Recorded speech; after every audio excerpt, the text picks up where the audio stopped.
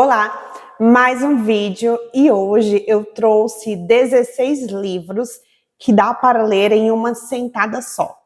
Inclusive, eu não vou dar spoiler sobre nenhum deles. Deixa eu pegar aqui para vocês verem. Ó, são bem curtinhos. E segundo uma pesquisa divulgada no site do governo, o brasileiro em 2019 leu 4,5 livros no ano. Outro site do G1 mostra que tem uma pesquisa que se chama Retratos de Leitura no Brasil e fez um levantamento que abarca desde 2007 a 2024 e o número de leitores caiu de 55% para 47%. Os critérios incluem desde alguém que lê com certa frequência até alguém que leu ao menos alguma parte de uma obra nos últimos 3 meses anteriores à pesquisa. Notem que a pesquisa não exclui quem não leu ao menos um livro inteiro. E notem que a pesquisa também não exclui quem não leu livros relacionados às respectivas áreas em que trabalham. Portanto, livros aí mais técnicos e com uma finalidade mais utilitária. E com essa pesquisa em mente, eu resolvi fazer esse vídeo. A propósito, eu vou deixar o link dessas duas pesquisas que eu consultei logo aqui abaixo. E vamos ao primeiro livro, que é o meu xodozinho, que se chama Contos de Cães e Maus Lobos, do Walter Hugo Mãe. Ele é um autor português. Esse foi o segundo livro que eu li dele, e eu normalmente prefiro os livros mais clássicos, né? E o Walter Hugo Mãe é um dos raros autores contemporâneos que eu acho que escreve com muita profundidade e de um jeito muito poético, né? E aí eu acredito fortemente que os livros dele guardam um potencial para se tornarem atemporais. Esse livro, ele é composto por 11 contos e dá para fazer uma analogia com contos de fadas, só que para adultos. Os contos, eles são curtos, mas não se engane, eles têm muitas nuances. Se você selecionar esse livro para ler, poderá o fazer em um dia, mas é bom pensar no seguinte exercício. Ao terminar de ler um conto, não passa diretamente para o outro. Então, eu recomendo que no final da leitura você tire alguns minutos para entender o impacto que esse conto despertou em você. E é um exercício que eu chamo de decantação, né? Porque aí você capta melhor o subtexto. Teve 2 contos entre esses 11 que me impactaram com mais intensidade, que foi A Princesa com Alma de Galinha, que fala sobre o paradoxo, né, entre seguir as convenções, haja vista que uma princesa tem uma liberdade muito limitada, né, e, portanto, está presa a convenções e responsabilidades que castram essa liberdade. Ao mesmo tempo em que essa princesa, ela consegue atingir algum grau de liberdade fora das convenções. Embora não sem passar por situações que façam o seu povo, né, duvidar das suas capacidades e capacidades para governar e sanidade mental. Eu achei a construção e o desfecho desse conto bem fascinante. O outro conto que eu gostei muito é O Rapaz que Habitava Livros. E sim, os títulos, eles têm essa pegada mais fantástica, né? E nesse último, eu quero abrir um parênteses que consta aqui na sinopse.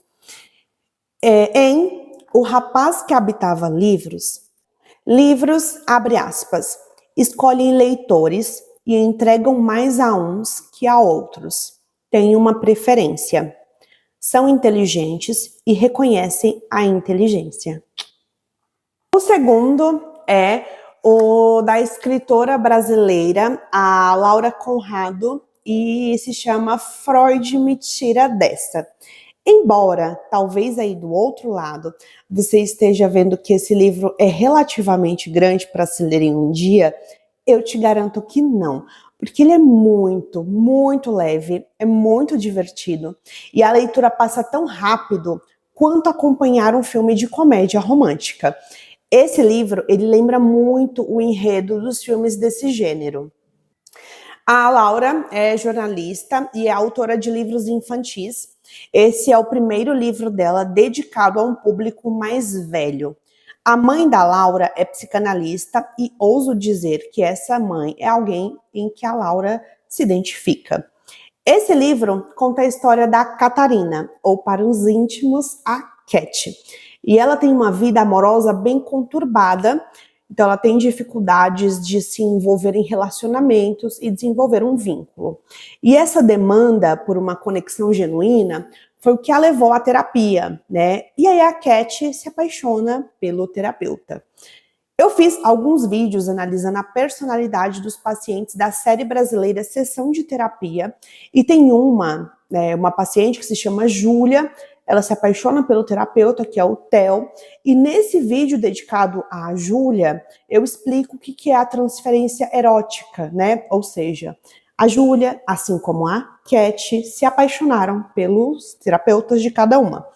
Se você quiser mais detalhes sobre o que é a transferência erótica, eu vou deixar o link do vídeo sobre a análise da Júlia abaixo. Voltando à Cat, ela tem muitas crises existenciais e buscou a terapia para conseguir lidar, construir e desconstruir o processo de autoconhecimento, né? E agora ela tem que lidar com outro problema que inconscientemente criou: se apaixonar pelo analista. A pessoa, né, que a iria a guiar aí nessa bagunça mental que ela se encontra, agora também é uma fonte do que ela vai ter que adicionar à lista como mais uma coisa para superar. A leitura é muito leve, é bem gostosa. Quando eu li, eu achei muito similar a uma comédia romântica, quando eu falei para vocês.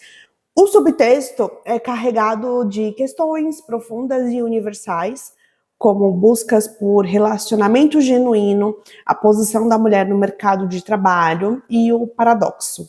Buscar soluções e, durante o percurso, esbarrar em outros problemas. O que me leva ao terceiro, que é também da mesma autora e uma continuação do anterior, que é Freud me segura nessa. Aqui tem a mesma pegada que lembra um filme de comédia romântica. Mas aqui agora, o universo da Catarina, ele se expandiu. Então, ela vai passar algum tempo em Nova York, e aí, esse livro, eu achei que tem uma pegada um pouco mais profunda, né, que é um reflexo de a Cat ela ter crescido aqui no livro anterior, então ela enfrenta questões muito mais complexas, mas ainda dentro dos mesmos campos anteriores que eu citei, né? Então, dentro dos relacionamentos. Por exemplo, agora ela enfrenta a dificuldade de estabelecer conexões com pessoas que estão inseridas em outras culturas. Em relação à posição da mulher no mercado de trabalho, agora ela tem que entender como se posicionar e manter a promoção que conseguiu, né? Foi essa promoção que a fez ir para Nova York a trabalho. Mas será que esse trabalho, que parece dos sonhos, é realmente o que vendem? Em relação a buscar soluções e achar ainda mais problemas, bem, aqui é que a terapia dela entra. Então a Cat vai começar a desconstruir muito do que era alicerce, vai começar a desconstruir a ilusão de controle que o marketing vende como a chave para a felicidade. E agora, traições, inseguranças e dúvidas que ela vai ter que enfrentar sem o apoio da família, no entanto, terá o apoio de um novo terapeuta. Talvez agora ela tenha que encarar um sonho se transformando em um pesadelo temporário e que guarda o potencial de a tornar mais rígida ou de a fazer ser mais flexível. Qual dos dois ela vai escolher? Bom, agora o Freud vai guiar a Cat nessa. O próximo livro, o quarto, é Noites Brancas, do Dostoiévski. Quem diria que esse autor, que escreveu alguns calhamaços, entre eles Os Demônios, Os Irmãos Karamazov e O Idiota, te daria a oportunidade de entrar no universo dele com um livro que vocês leriam em um dia. Esse livro conta a história de amor inusitada entre dois jovens que moram em São Petersburgo, na Rússia. O protagonista é um jovem solitário e um tanto perturbado. Foi impossível não fazer uma relação com o protagonista de Crime e Castigo, que é o Raskolnikov, que o modelo de construção mental de ambos, do protagonista deste livro e de Crime e Castigo, é um tanto solitário, introspectivo e de comportamento reativo, com uma tendência a experienciar tempestades emocionais. Foi o que me fez relacionar ambas as construções de personalidade entre o protagonista deste livro e o Raskolnikov de Crime e Castigo. A ambientação é em 4 noites brancas e uma manhã. Ao que parece, na Rússia, no auge do verão, os dias são mais longos. Então, depois de 3 dias, atormentado por uma inquietude, o protagonista decide dar um passeio e ele encontra uma jovem em uma esquina. Então, ele ouviu um soluço abafado e enquanto ele estava tentando abordar essa moça, ela saiu e caminhou à frente dele. E um outro homem, que estava visivelmente bêbado, ele tentou abordar essa moça. E o protagonista, fofinho esse moço, ele vai ao encontro dela e pede que ela dê a mão a ele e ele a salva ali daquele susto. O nome dela é Nastenka. Não sei pronunciar esses nomes, tô pronunciando realmente como eu li, Nastenka. A partir daí, se dá um breve desenrolar de atitudes que partem do lugar de falta do protagonista. Uma falta de relações que não sejam os monólogos que ele cultiva, e aí ambos vão contar as suas histórias de vida, as suas motivações, as suas paixões, vão deixar transparecer os seus anseios e vão criar ali uma conexão rápida e genuína. E aí o autor, inevitavelmente, vai fazer qualquer leitor que se conecte com essa história conjecturar sobre o desfecho. Será inevitável. Você vai elaborar uma teoria. Talvez você esteja certo, talvez o Dostoiévski te surpreenda. O protagonista é um sonhador de um caráter tão sensível e ao mesmo tempo tão triste que dá vontade de dar um braço nele. O próximo, quinto, é Vestido de Noiva. Nossa, esse microfone tá tão pertinho, com essa blusa é tão colada aqui. O quinto é Vestido de Noiva, do Nelson Rodrigues. Esse livro é uma peça de teatro. Foi a primeira vez que eu tive a oportunidade de ler uma peça, ao invés de assistir a uma. E depois de algumas pesquisas sobre a vida do Nelson, eu consegui fazer muitos paralelos de forma mais clara sobre como a personalidade e a dinâmica da vida de alguém se materializa muito na obra. Pegando esse gancho da pesquisa que eu fiz sobre o Nelson, eu achei esse livro muito perfeito para condensar a mensagem do canal. Mensagem essa que é a minha bússola e a que eu quis dizer quando eu criei a frase, né? Que eu falo, abre aspas, fazemos e falamos todos os dias as mesmas coisas, só que com gestos e palavras diferentes. Fecha aspas. Então eu criei essa frase com base no conceito de compulsão à repetição do Freud. E a mensagem do canal é que não precisamos muitas vezes ir muito longe de onde estamos. Né? Só de você analisar uma obra de alguém, dá para sentir um pouco dessa pessoa. Dá para entender, através do legado de alguém, como essa pessoa funciona ou funcionou. E dá para expandir os horizontes pensando em você. Né? O que você oferece ao mundo é o que é seu. Né? E tem muitas das respostas as quais você busca fora, as quais buscamos fora, e muitas respostas às quais buscamos estão dentro. E eu posso provar que dá para conhecermos muito o Nelson Rodrigues e tantos outros autores a partir do legado que eles deixaram para nós. Eu vou fazer um vídeo no canal bem mais completo sobre esse livro e a depender de quando você está vendo este vídeo, talvez a resenha já tenha saído e se tiver saído eu vou deixar o link abaixo, tá? Aqui neste vídeo eu vou falar de maneira mais breve sobre cada um livro.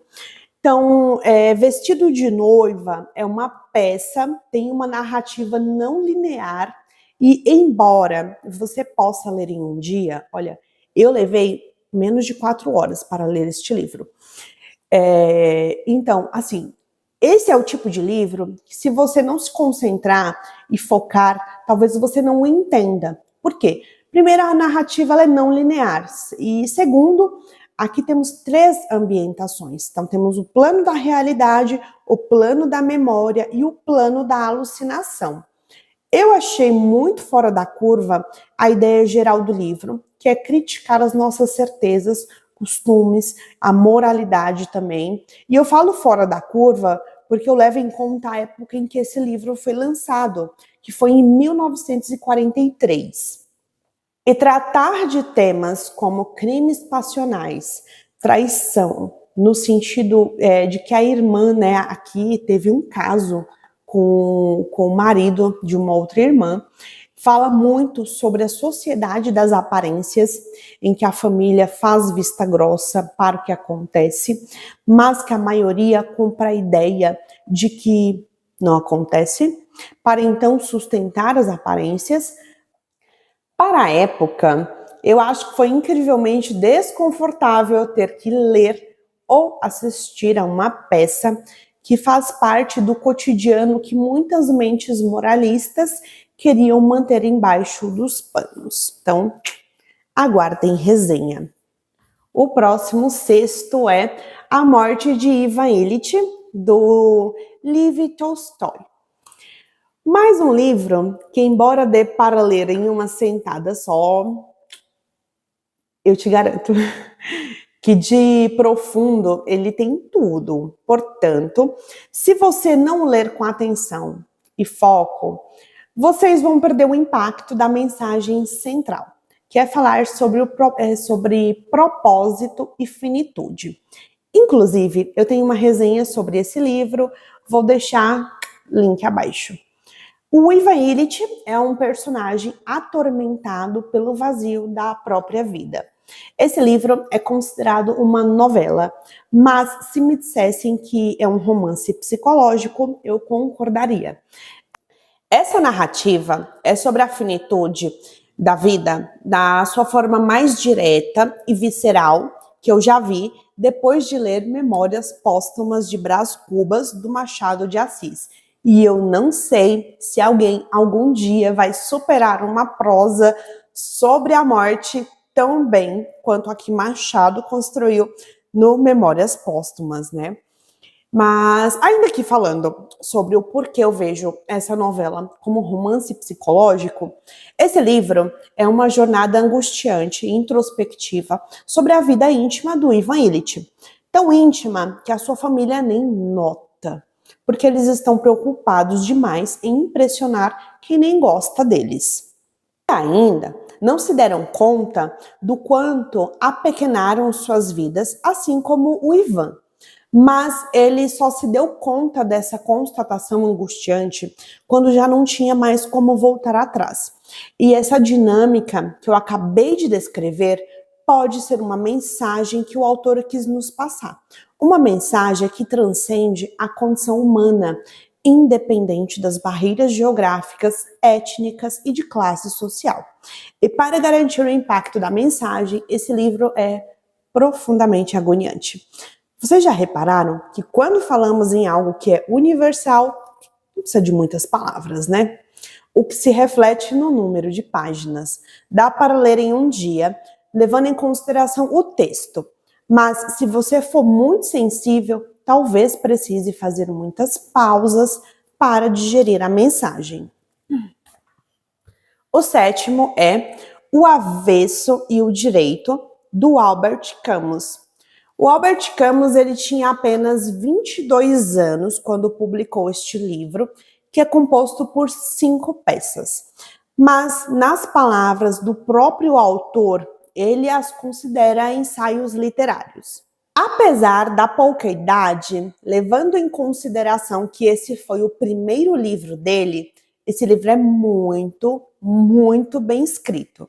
O Camus, ele tem um estilo de escrita muito poético. Nesses 5 ensaios literários, ele se debruça sobre temas como a solidão, a condição da natureza humana com seus vários afetos, que por vezes são ambíguos e ambivalentes. E por ambivalência, entendam o fato de coexistir afetos opostos voltados à mesma pessoa. Só que isso tem um conflito, né? A pessoa que o sente, ela entra em conflito. Outros temas aos quais ele se debruça incluem a ideia de Deus e a morte. O que mais me chocou ao ler esses 5 ensaios foi a idade em que ele os escreveu. E eu me perguntei se era possível alguém com tão pouca vivência conseguir escrever de forma tão profunda e tão humana. O psicólogo, o Carl Gustav Jung, ele tem uma teoria em que diz que é muito raro alguém atingir a individuação, que para o Jung é a meta da vida, né? Ou seja, atingir a individuação é ser inteiro. E para o Jung é muito difícil conseguir atingir a individuação antes dos 30 anos. E o Camus me pareceu precoce. Muito antes dos 30, esse livro nos mostra que ele já tinha um olhar muito apurado para perceber e captar os principais temas que estão no cerne da natureza humana. E uma pista para entendermos como alguém tão jovem conseguiu dissecar temas de dores coletivas está buscando na história de vida dessa pessoa. Aos 17 anos, o Camus ele adoeceu de tuberculose, o que o fez se deparar precocemente com a finitude da vida e outros sentimentos que acompanham essa percepção, que é o senso de urgência e o propósito. Eu penso que para ser extraordinário em algo, essa pessoa tem que fazer coisas extraordinárias. E eu não imagino o que ele passou para ter que olhar nos olhos dos seus maiores medos, mas imagino que ele conseguiu. Não sem sequelas, não sem sofrimento, mas ele conseguiu encontrar e acomodar dentro de si afetos que a maioria das pessoas fogem de sentir, o que o fez extraordinário. E, portanto, transbordar para o mundo feitos extraordinários serão uma consequência. O 8º livro é Tudo Nela Brilha e Queima, Poemas de Luta e Amor, da Riane Leão. Eu sempre tive muita dificuldade em ler e interpretar poemas. Eu os acho muito próximos aos aforismos. O Nietzsche, por exemplo, tinha muitos aforismos. E eu me lembro quando eu li a biografia dele, ele disse o seguinte, abre aspas, meu sonho é dizer em uma sentença o que eu poderia dizer em um livro. Fecha aspas. O poema, para mim, representa isso. É como se fosse uma construção cheia de aforismos, né? Uma construção de frases ali que guardam um significado complexo. Portanto, poemas não são para fazer uma leitura corrida. Eles são aquele tipo de leitura que, por exemplo, você pega um poema, leva, 5 minutos para o ler. E é importante fazer uma pausa para entender o impacto em você e depois entender se isso conversa com a coerência do sentido das palavras ali no poema, ou não.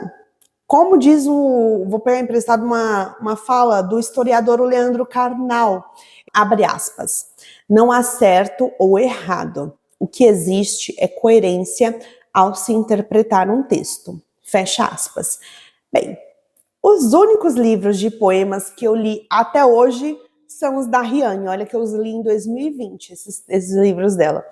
E eu decidi comprar os livros dela porque eu a considero uma mulher sensível, forte e que respeita a ancestralidade. E sim, eu tenho muito respeito pelas gerações que sobreviveram nos mais inóspitos ambientes e passaram adiante características que selecionaram a nossa espécie.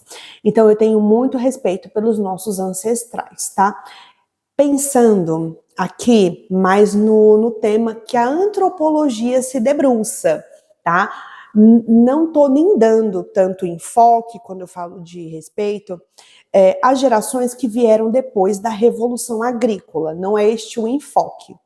Porque como nos organizamos enquanto sociedade depois desse período da Revolução Agrícola, para mim já é outra pauta. Agora, voltando à autora. E esse modo da Ariane espalhar a mensagem dela conversa com os meus valores humanos. E foi isso que me fez a admirar como pessoa e como profissional. Então, eu sempre falo que o que somos se derrama para as nossas obras. E os poemas dela são de uma sensibilidade e de uma humanidade muito absurda. Né? Outra característica que eu percebo nela e que me influenciou a acompanhar o trabalho dela é que ela é fiel a ela mesma, né? E eu não consigo resumir esses livros dela em uma sinopse para poder falar sobre a obra dela, né? E o quanto eu acho que quem ela é congruente com o que ela produz. Aproveitando para emendar, o 9º livro também é dela, tá? E ele se chama Jamais Peço Desculpas por Me Derramar. Poemas de Temporal e Mansidão. Esse aqui, falando brevemente sobre o subtítulo, que me remete à ambivalência, né? E ambivalência, para mim, pode ser também sinônimo de força e coragem, assim como a imagem que a Ariane me passa como pessoa. E eu acho de uma tremenda coragem, de uma tremenda força, humanidade e honestidade reconhecer que somos falhos, que não somos tão bons quanto pensamos, que erramos, que somos insuficientes. E mesmo assim, continuar pelo que vale a pena, pelo que não tem alvo, pelo que não sabemos aonde vai nos desaguar. Inclusive, essa metáfora fala de desaguar, é a influência da Ariane. Mas, de alguma forma, confiar que existe alguém ou algo que tem as respostas que não temos. A nossa história repleta de erros, muitos erros e acertos. Um de vez em quando, um ou outro, um acerta o outro. Mas, mesmo assim, ousar continuar. A Ariane me inspira esses tipos de reflexões ao ler os poemas dela. Claro que se você os ler, provavelmente você vai chegar em outros lugares diferentes do que eu citei, mas certamente será pouco provável que você não vá sentir o impacto, porque congruência é raro e ela consegue ser uma das autoras que eu tive a oportunidade de acompanhar por anos. E quando eu li o que ela nos deixa de legado, eu pensei, a Ariane é uma das poucas pessoas que eu tenho o privilégio de perceber que ela vive o que escreve, ao menos. Eu acompanhei ela durante muito tempo nas redes sociais, encontrei ela pessoalmente uma vez também, e ela é muito incrível.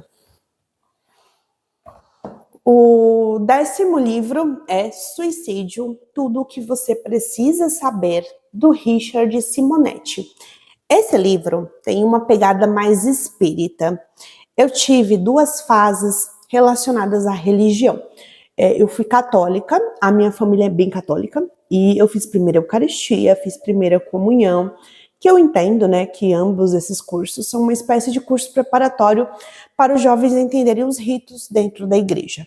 E, enfim, eu não concordava muito com o que eu via nessa religião. Aos 18 anos, olha, faz tempo, gente, meus 18inhos. Eu tive ali o meu primeiro namorado e os pais dele eram espíritas, daqueles kardecistas. E aí eu fui a algumas reuniões e nessa época eu li muitos livros sobre o tema. Então eu li muitos livros da Zíbia Gasparetto e eu percebi que os livros que eu comprava com esse viés mais espírita, mesa branca, tinha um outro viés bem específico, que era a condição mental humana. Então eu li muitos livros sobre transtornos mentais pela perspectiva kardecista e provavelmente foi algo que até teve muita influência na minha escolha de curso de graduação, que foi a psicologia. E bem, os outros livros, eles são mais longos, mas esse aqui dá para ler em um dia só, tá? Vocês podem, inclusive, até perceber que o tamanho da fonte, ele é até grande, comparado aos outros livros. E esse tema do suicídio é muito relevante, independente de qual religião ou não que vocês tenham. Embora hoje eu flutue entre agnóstica e ateia, eu sou muito mente aberta e curiosa para entender temas sobre saúde mental por absolutamente qualquer perspectiva. E o número de suicídio, ele teve um pico na pandemia, segundo estudos, mas sabemos que entre jovens continua a crescer. É o que os números nos mostram. E temos até, inclusive, um mês no ano, que ele é dedicado específico, para falar sobre o tema que é o Setembro Amarelo, que aparentemente não está sendo suficiente. Porque aqui em São Paulo, onde eu moro, eu me lembro de ter visto algumas faixas na Avenida 23 de Maio com o nome Março Amarelo, né? Que é para reforçar a mensagem sobre prevenção ao suicídio. E o que essa placa sobre o Março Amarelo me reforçou? O que eu guardei comigo?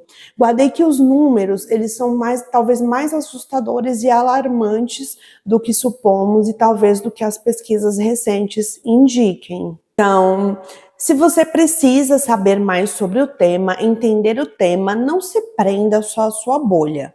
Veja a mesma cena por diferentes perspectivas, mesmo as que você não acredita ou não concorda.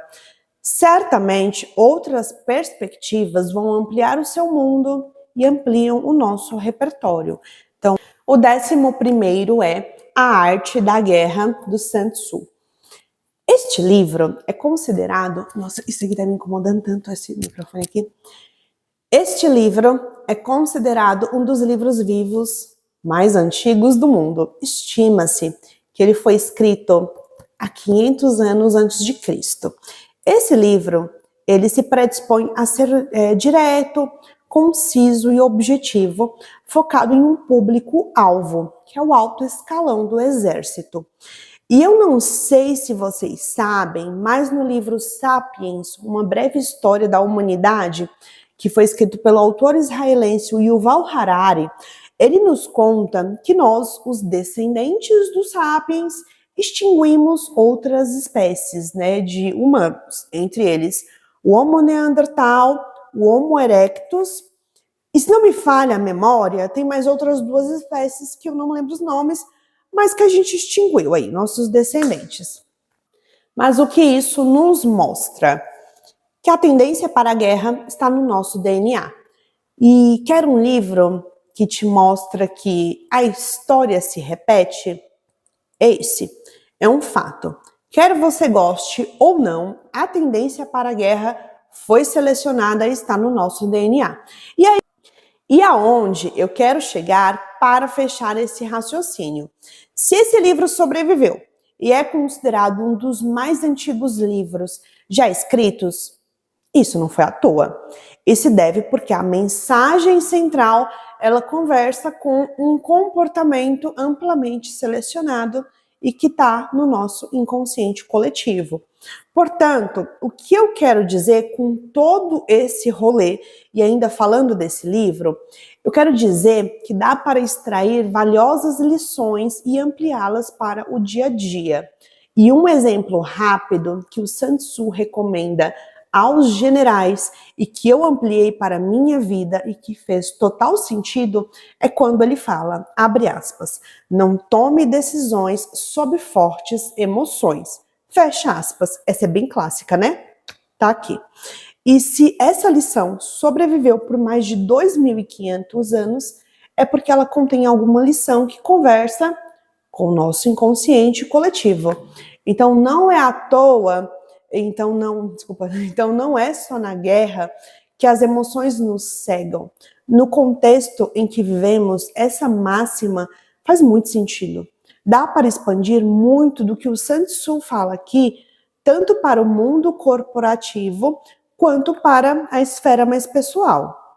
E para reforçar essa ideia que eu trouxe, eu vou usar uma frase do psicólogo, o Jonathan Haidt, que é autor do livro A Mente Moralista. Então ele disse, apor o resto. A mente de vocês completa, porque eu não sei nem se pode falar essa palavra aqui, tá? Então apor está para o sexo, assim como a brincadeira está para a guerra. Fecha aspas. Sacaram? 12º livro é Diário da Tua Ausência, da Margarida Rebelo Pinto. Ela é uma escritora portuguesa. Esse livro é como se fosse uma correspondência sussurrada.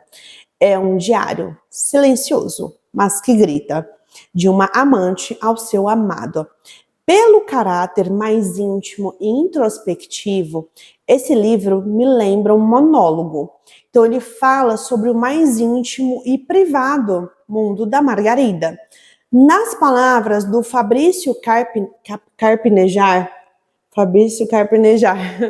que ele escreve aqui na primeira orelha desse livro, ele diz, abre aspas, é amor para não se entender e, mesmo assim, aceitar. Fecha aspas. Essa frase condensa muito do que a Margarida vive agora, com as memórias, as lembranças e o embate entre não ter o menor controle de escolher como se sente, mas poder escolher o que se faz com o que se sente. E aí, né, o que será que ela vai fazer com tanta profundidade que teve que achar um lugar para desaguar porque não cabia mais dentro dela? E é por isso que ela descreve esse diário, porque o que ela sente não cabe dentro, precisa vir para fora. Mas como? Se talvez não seja ou não possa ser correspondida. E é aí que a prosa vai ter que dar conta de ser objeto de descarga, de sublimação, e escrever é uma ferramenta para que ela consiga construir um certo distanciamento, talvez um distanciamento histórico, ou olhar-se fora do círculo ou fora da ilha para assim se entender. Esse livro é intenso e eu acredito que muitas pessoas vão se identificar com o lado humanamente cru da Margarida. O 13º livro é O Alquimista, do Paulo Coelho. Esse livro é leve e, ao mesmo tempo, em que guarda uma história com subtextos que povoam os filmes bem típicos de Hollywood, que tem foco na jornada do herói, ou o arquétipo do herói. Embora, à primeira vista, esse livro não pareça tão curto, a linguagem é intuitiva, fluida e emocionante. Esse é o livro brasileiro mais traduzido do mundo. Ficou 425 semanas consecutivas na lista dos mais vendidos da lista do New York Times. Entre as pessoas famosas que já declararam publicamente que têm muito apreço por esse livro, incluem o Russell Crowe e o Will Smith. E esse livro conta a jornada do nosso herói Santiago, que é um pastor de ovelhas. O enredo é ambientado na Espanha. E como o Santiago ele é muito intuitivo, ele dá valor aos conteúdos dos sonhos, que inclusive é uma maneira que o inconsciente tem de se manifestar e se comunicar.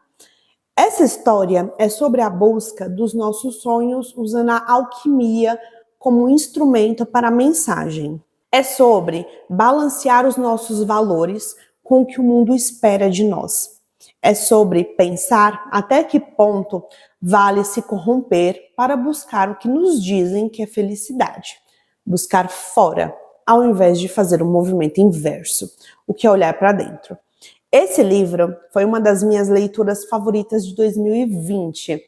Nessa busca que o Santiago vai até sim, diversos países, ele vai conhecer culturas diferentes, E entender que um dos nossos maiores tesouros, ele vai começar a entender que um dos nossos maiores tesouros é aproveitar e aprender com a jornada.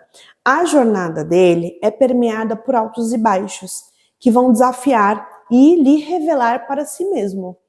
Tem uma passagem muito intensa e triste em que ele é enganado por um charlatão e ele é assaltado. E diante desse fato, o Santiago ele tem inúmeras escolhas.